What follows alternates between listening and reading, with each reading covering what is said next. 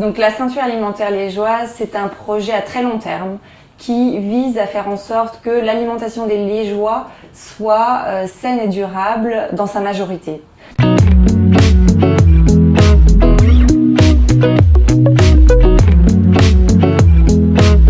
Donc elle se structure autour d'une équipe qui vise à faire en sorte qu'il y ait une filière d'alimentation durable qui soit créée, donc avec des producteurs en circuit court, et puis pour que les consommateurs aient accès à une alimentation de qualité et avec le moindre impact environnemental possible. Donc parlez un petit peu de tous les acteurs du projet. Donc les acteurs du projet de la ceinture alimentaire liégeoise, c'est une multitude en fait de partenaires et en particulier donc on va des producteurs au réseau de distribution et puis jusqu'au consommateur final. Alors où est-ce qu'on retrouve du coup, notamment par exemple les producteurs c'est des producteurs qui sont de la région wallonne, j'imagine. Alors le projet il se structure sur la province de Liège.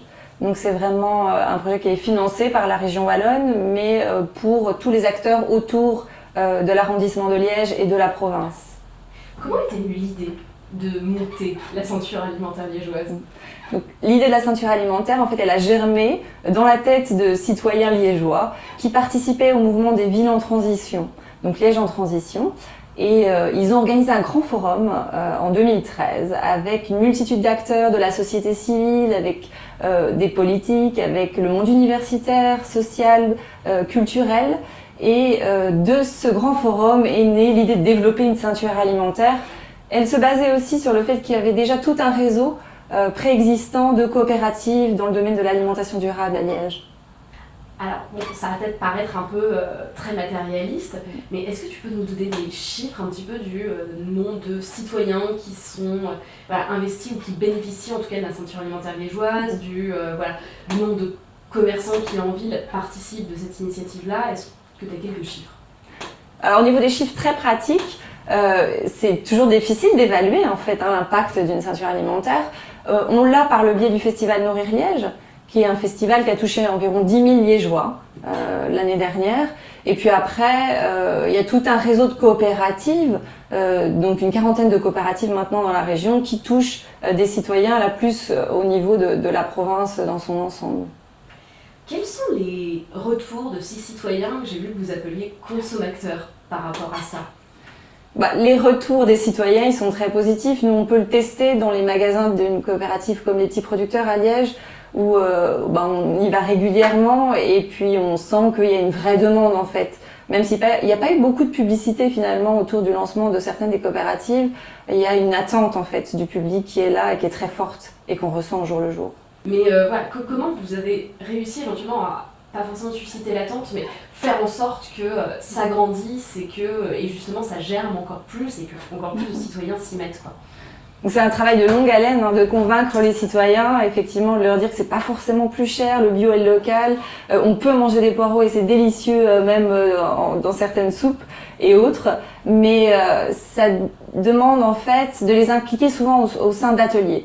Nous on a vu que de faire des ateliers participatifs, c'était vraiment utile, il y avait une demande en fait, et souvent suite à ces ateliers qui se passent dans les écoles parfois, ou au sein du projet comme Nourrir Liège, le festival, il y avait une implication des citoyens au niveau des ateliers et ça change les habitudes alimentaires ensuite. Il y a un vrai retour et une conséquence directe.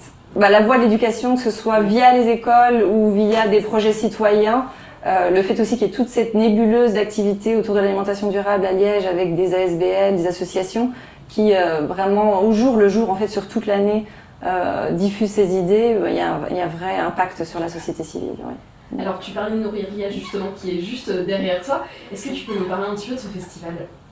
Le festival Nourrir Liège, en fait, il se passe tous les ans, c'est un des gros projets de la ceinture alimentaire. Il est initié par une compagnie de théâtre qui avait une pièce qui s'appelle Nourrir l'humanité, c'est un métier, qui a un vrai impact pour dénoncer en fait le statut des agriculteurs actuels et le fait qu'ils disparaissent. 3%. Et après nous, il restera qui? Au final, ils parlent de supprimer les quotas alors que nous, on a été obligés de les acheter. Parce que ce qui se passe en région liégeoise, c'est partout pareil, en France, en Europe. Donc voilà, vraiment de mettre le focus et faire comprendre aux citoyens qu'on a besoin de nos agriculteurs et puis qu'il faut changer nos habitudes alimentaires. Donc c'est le festival de la transition alimentaire et là, ce sera la 4e édition cette année en mars à nouveau, avec tout un tas d'activités, des personnalités inspirantes aussi qui viendront nous parler de la transition alimentaire. Quel est le coup d'après pour la ceinture alimentaire, les partenaires du projet, les citoyens? Qu'est-ce que tu en penses? Quel est le coup d'après? Le coup d'après pour la ceinture alimentaire, il y en a deux en fait. Le premier, c'est faire en sorte que la ville de Liège elle s'investisse encore plus dans l'alimentation durable, que ce soit par la création d'une légumerie, d'une régie agricole idéalement, on aimerait beaucoup, et puis pourquoi pas d'une maison de l'alimentation durable. Donc ça, c'est vraiment des choses auxquelles on réfléchit. Et puis surtout, la deuxième chose, c'est d'essaimer. Donc faire en sorte que le projet soit connu, reconnu et que les aspects positifs soient reproduits dans d'autres villes en Belgique, en France et partout dans le monde idéalement.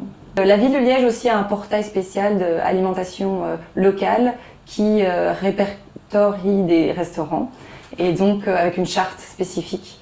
Mais ça c'est plus à développer, le problème étant en fait que les restaurants ont besoin d'un grossiste spécifique en produits locaux qui n'existe pas encore. Donc ça c'est aussi un des projets à terme de la ceinture alimentaire, c'est de pouvoir développer ce petit grossiste local et bio. En plus de tout ce qu'on vient de dire, tu souhaites faire passer un petit message supplémentaire. Le message c'est de s'assurer que voilà, tout le monde est au courant des projets possibles, qui puissent s'appliquer aussi vraiment à tout le monde. En fait, ce qui se passe à Liège, ça peut être reproduit dans n'importe quelle autre ville. Et donc, il ne faut pas hésiter à venir nous voir, à nous parler, à nous envoyer des mails et puis à suivre nos activités. Est-ce que tu peux nous résumer la ceinture alimentaire liégeoise en une phrase? Ou un tweet de 140 signes ou de 280. Tout à fait, c'est toi qui vois. Ouais. Donc la ceinture alimentaire, c'est un projet d'alimentation locale et durable, à la fois pour les producteurs et les consommateurs. Génial, merci beaucoup. Merci.